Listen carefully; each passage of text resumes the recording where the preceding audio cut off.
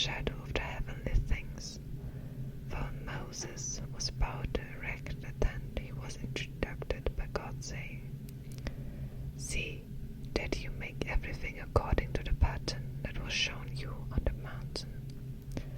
But as it is Christ has obtained a ministry that is as much more excellent than the old as the convent he meditates is better, since it is enacted on better promises.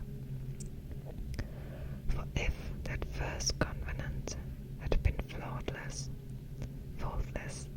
there would have been no occasion to look for a second. For he finds fault with them when he says, "Behold, the days are coming, declares the Lord, when I will establish a new covenant with the house of Israel, and with the house of Judah, not like the covenant that I made with their fathers, on the day when I took them by the hand to bring them out of the land of Egypt. For they did not continue in my covenants, and so I showed no concern for them, declares the Lord. For this is the covenant I will make with the house of Israel.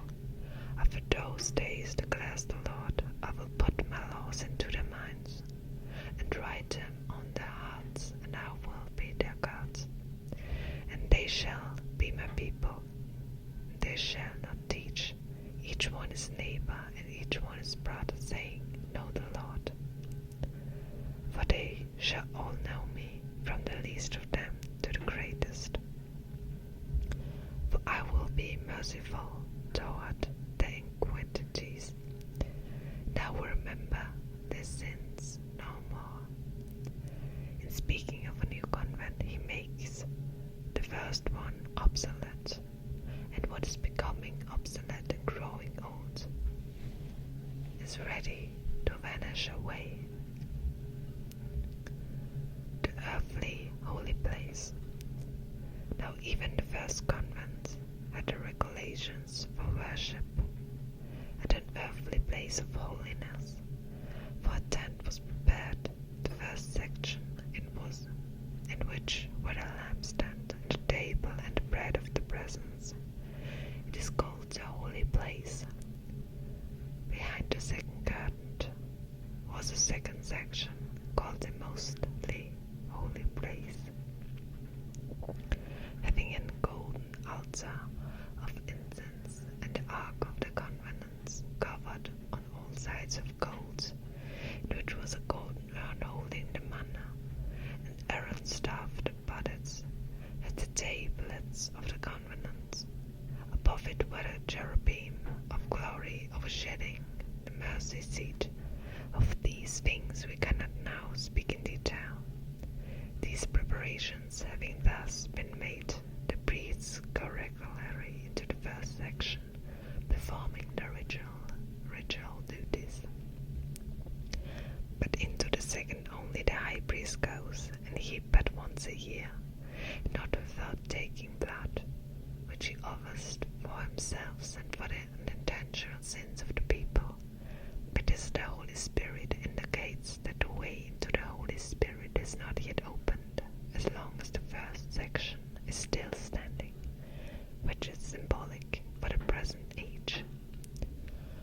According to these arrangements, gifts and sacrifices are offered that cannot be perfect at the consent of the worshipper, but deal only with food and drink and various washings, regulations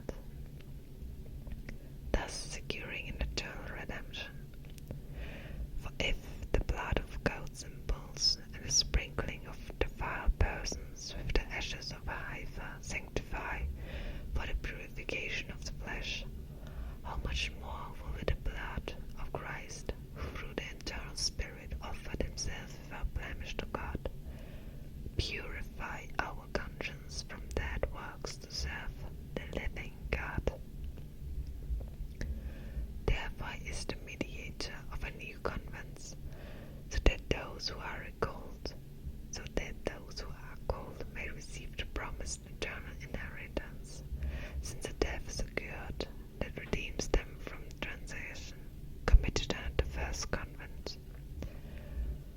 For where a will is involved, the death of the one who made it must be established. For a will takes effect only at death, since it is not in force as long as the one who made it is alive. Therefore, not even the first convent was instigated with blood, for when every commandment of the law had been declared by Moses to all people, he took the blood of cows and goats with water and scarlet wool and hyssop, and sprinkled both the book itself and all the people, saying, "This is the blood of the convent that God commanded for you." And in the same way he sprinkled with the blood both the tent and all the vessels in worship.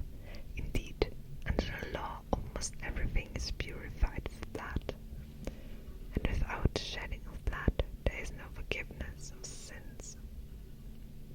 But it was necessary for the copies of the heavenly things to be purified with these rites, but the heavenly things themselves with better sacrifices than these. For Christ has entered not into a holy place made of hands, which are copies of the true things, but into heaven itself, now to appear in the presence of God on our behalf. Nor was it to offer himself repeatedly, as the high priest enters the holy place every year with blood not his own, for then he would have had to suffer repeatedly since the foundation of the worlds.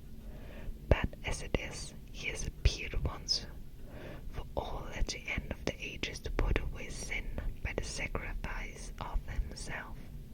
And just as it is appointed for men to die once, and after that comes judgment, so Christ, having offered once to